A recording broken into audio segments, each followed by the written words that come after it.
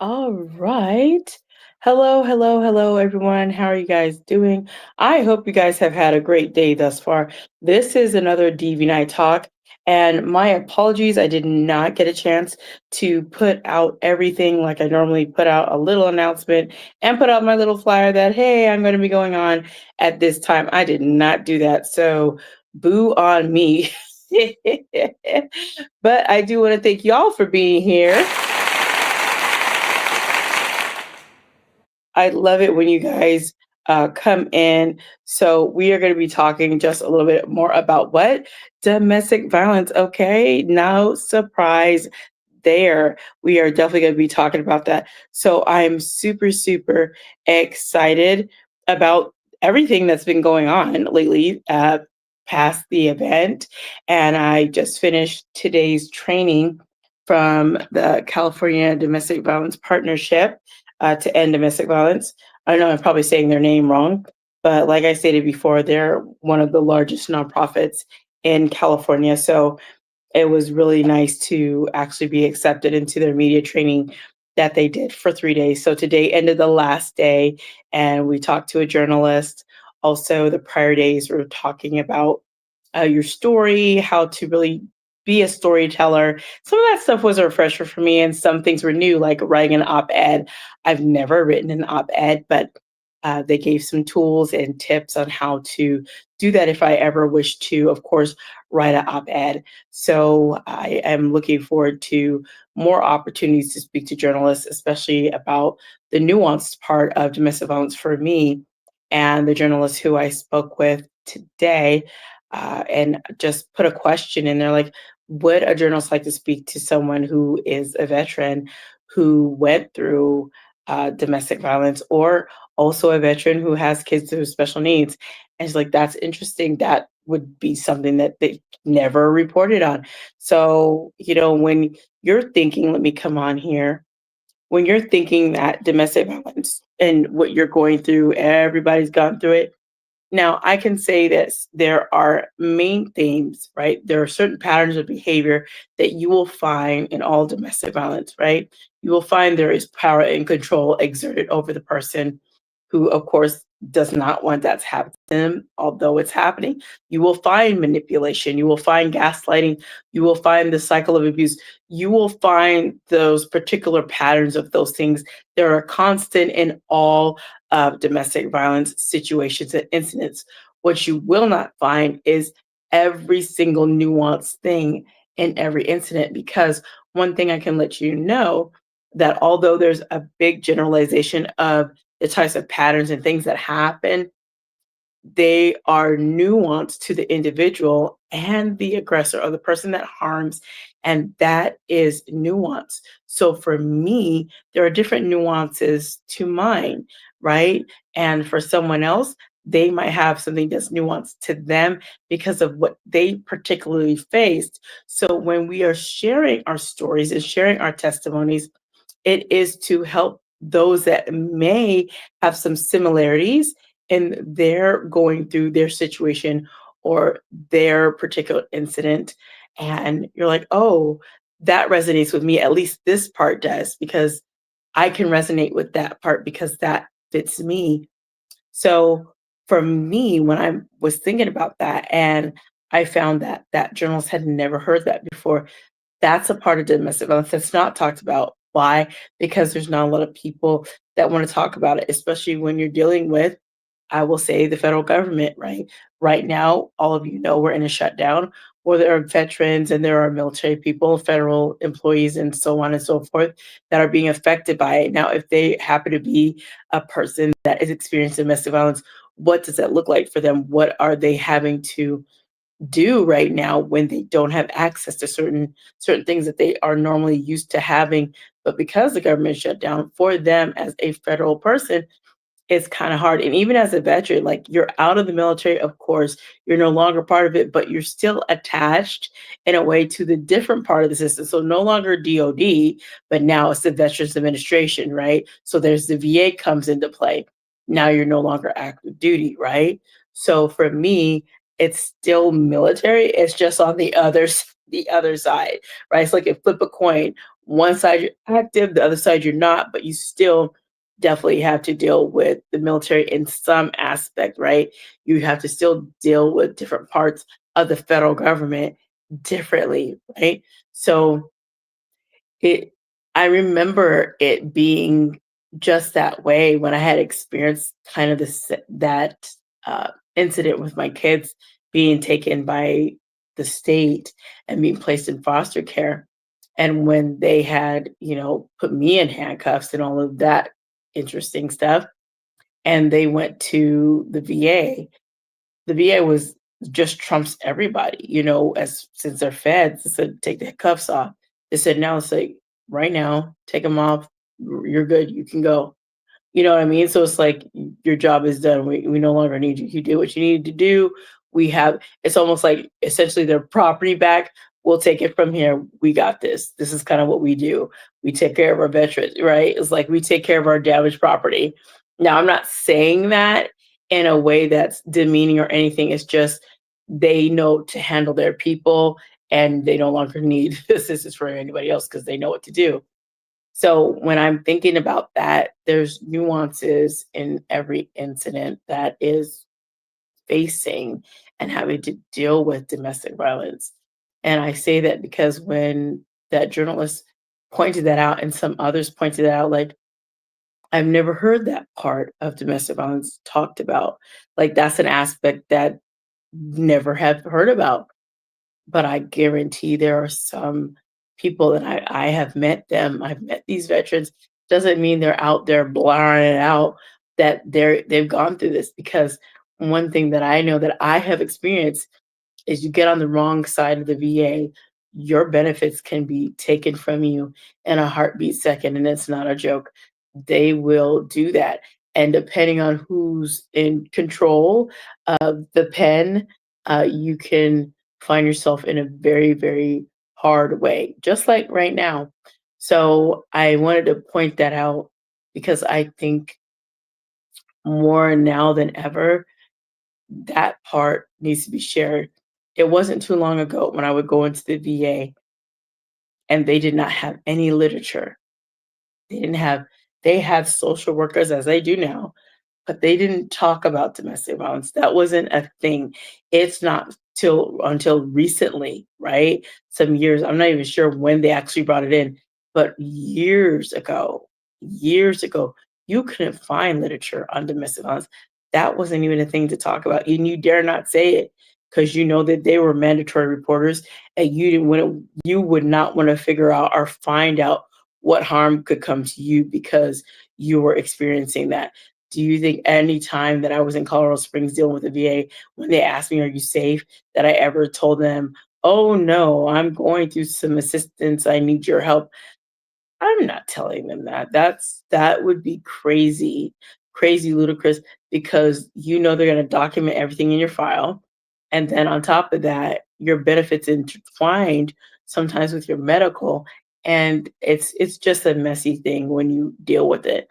So I remember all of that too well, of my money being high and then them drastically dropping it. This is the VA now dropping it because someone thought that I was too independent or too sufficient by going to school and working part-time.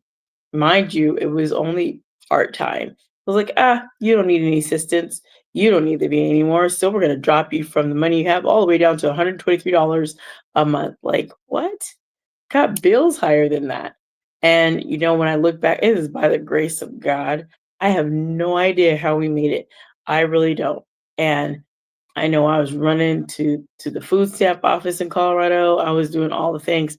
It's just like when people think about domestic violence, they think of sometimes, and I can't say everybody, but some people just think, it's just a physical.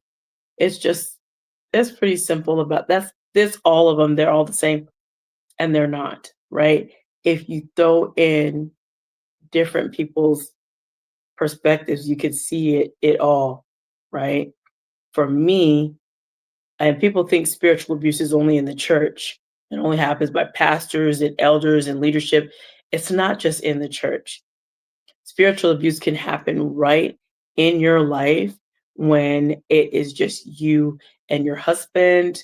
And if it's on the other side, you and your wife, it can happen that way. Do you know why?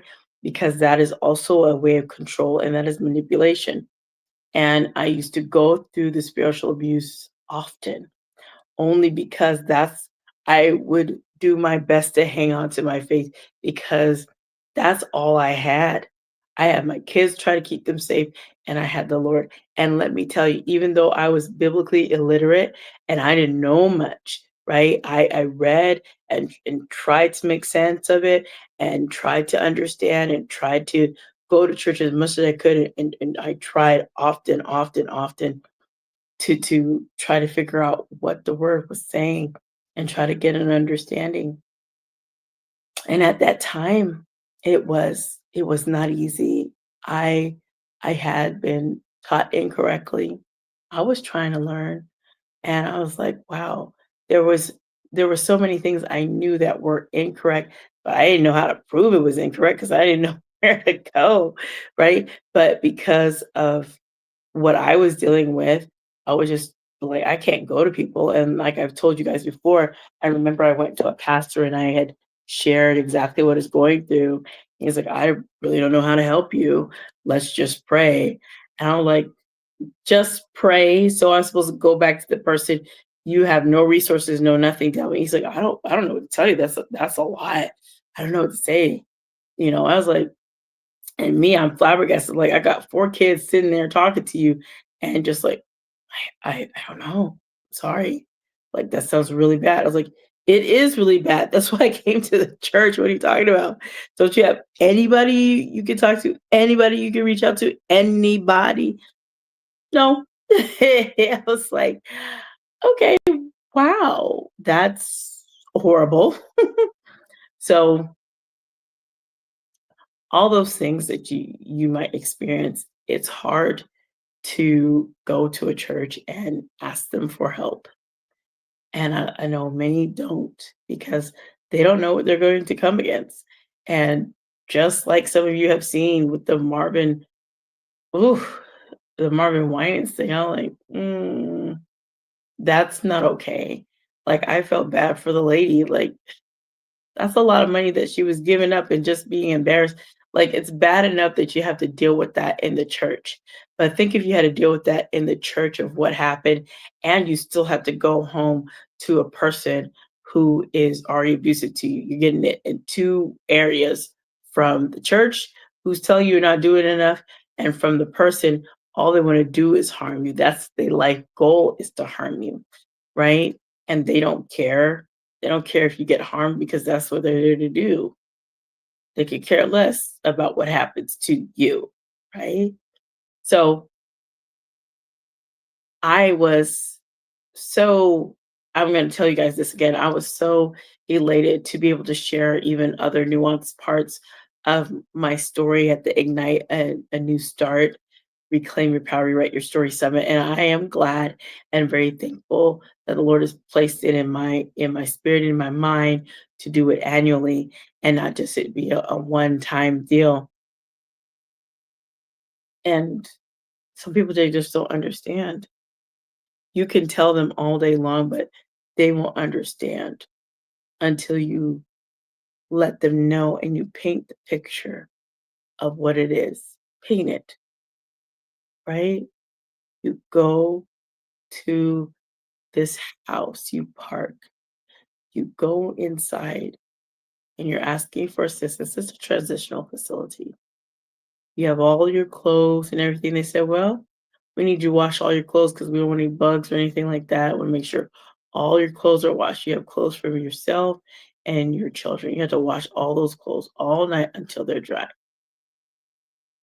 On top of that, because their program is written away, they want to make sure that you're not drunk. So what do you have to do? You got to blow into a breathalyzer. Never had done that before in my life, but they had to prove that I was not drunk. Then also, you have to take a drug test just to make sure you are not on any illicit, illegal drugs. So then you have to go to the restroom and they need to watch you. They have to watch you do it.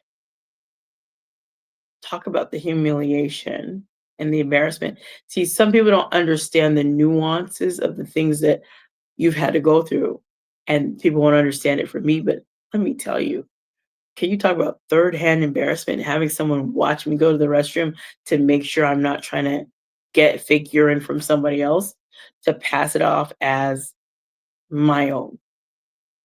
They said, "Yeah, we'll just sit here and watch you." They said, "We'll watch you for a little bit," and like, "Okay."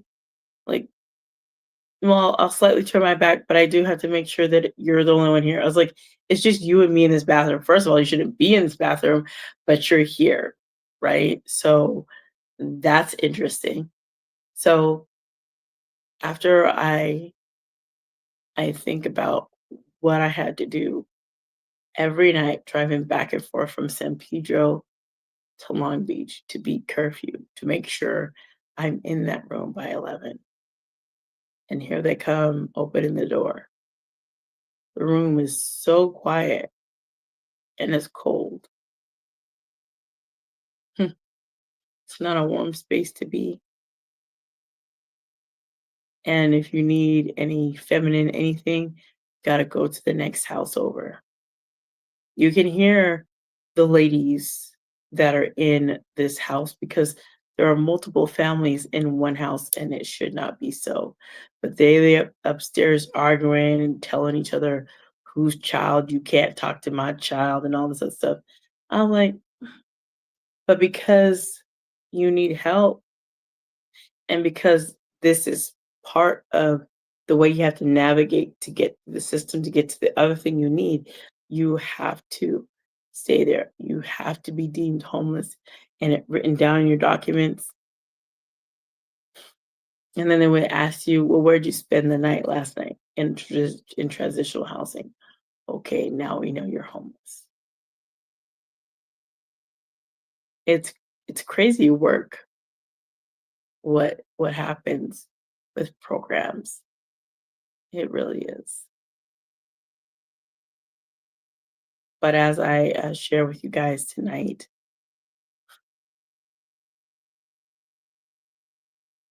don't allow anybody to take your voice. I used to do that. I used to be quiet, being quiet from my family and the wrongs that they perpetrated on me to the ex who perpetrated his own wrongs on me and to the military that perpetrated their own wrongs, right? Today I had a an evaluation to go over my results of my cognition and my cognitive abilities. And they said I had some kind of math disability. I already knew I can't do math right. Anybody who doesn't cannot do math right, you must have a math disability because that's what they told me.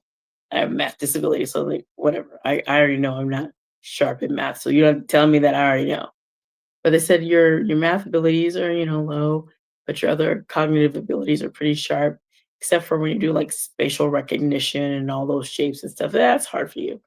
But when it comes to language, man, you're amazing. That's why you're an author and all these other things. I was like, okay. I was like, that's nice to know. But the main reason that I had to have the assessment was to see if the state would pay for my master's degree.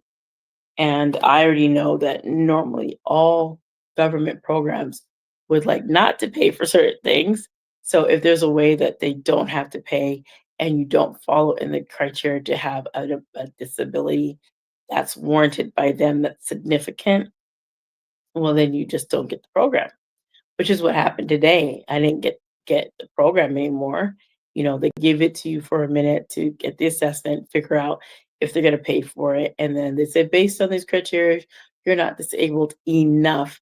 And at first I was like, not disabled enough. Like, okay, well, one thing that I always hear saints say is, are you going to believe the report of man or report of the Lord? And you know what? Whatever disabilities don't meet man's criteria, I know the Lord has something for me regardless. And however long it takes to actually obtain a master's degree, eh, it's okay. I'll do other things until then. But I found it quite striking that he's like, "Oh, no, you can't." I would think you would want someone who they have limited disability, they have something, but maybe we can help them along. No, it's just like, "No, it has to be significant, and then we'll help you along." Like, "Oh, well, it is what it is," right? So much for all the things that they say disability is. And, even though I am a disabled person because I'm an HIV positive person, they don't see that as a disability, not a real one anyway. So I was like, "Oh, okay." It's only the ones that really have severe, hindrances. So, like, so being healed from trauma, that doesn't really help because you could be showing signs of PTSD, and since I'm not, they said there's no psycho issues or showing or any of that at the moment. If it rises, okay, but right now, none of that showing. So, like, "Oh, okay. Well, that should be good, right?" I said, "Once upon a time, you did admit that there was all those things going on, but right now you're not. And so you've been doing a really good job of going through the healing and doing the work, and you're working in the field you want to be in. So it's like we have no doubt you'll get your master's degree. Just we're not paying for it." Like, okay, it's fine. So that that system's out the door. And then I have one more, but it's not really moving because the government shutdown. So that's coming from the VA side. So we'll see what happens with that. I do know and recall my grandmother always gave me this statement. Every disappointment is for a reason. Every disappointment. So as I think and I look over everything, I'm like, Lord, I'm so grateful. Today I also went running around giving out gift bags. I was trying to get all those gift bags out of here. I was like, I don't need them. I need to give them away. So I did go to Silk Press Express and gave them some bags and some things for their workers or clients or whomever want to take the brochure and the bookmark. And then I also went to No Cafe, left one for Miss Brooke and some other things for the others that were working. And then of course, I went to Hope Women's Center, did something with Nadine and Tasha. Where else did I go? I went to Roots. I think I left something for, yes, for Tyler and Chris. And let's see, I went to the American Legion, VFW American Legion, left something for Janelle and the other gentleman who took a bag as well. And let me see who else. Did I forget someone? I think that's it. But I say all that to say this is that I know that what I did Saturday, I could just tell you all that it felt so natural. I felt right at home in the whole thing from making it from beginning to end, right? It was beautiful and I am thrilled and super excited for the next one next year. But just remember, your story is your own. Your power, your voice, your moment. It's all about you.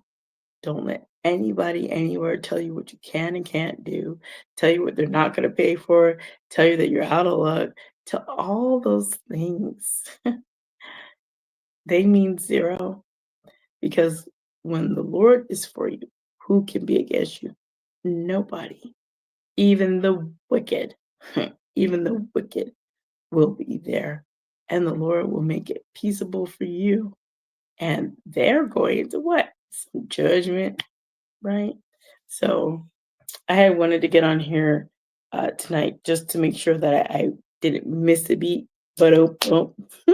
And I just wanted to thank you guys for tuning in. And once again, to my amazing friends who turned into my little team, Stephanie, Shantae, and Jeanette, and Alicia.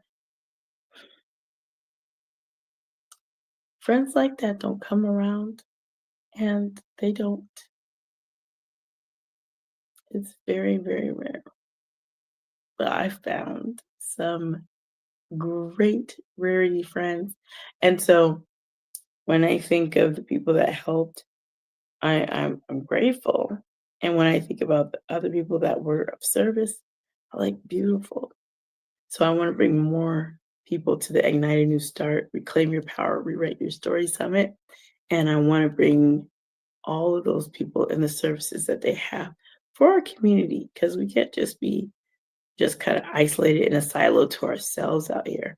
Got to bring some people in. So I'll be working on that. And whew, sometimes you're like, oh, you keep running, you won't stop. But I will. I will definitely stop. So thank you all for being here. A big kiss from me to you. Remember, I love you with the love of the Lord Jesus Christ. I always tell you guys that, don't I?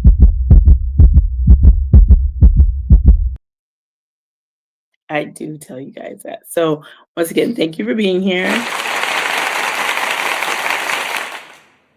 And I do know that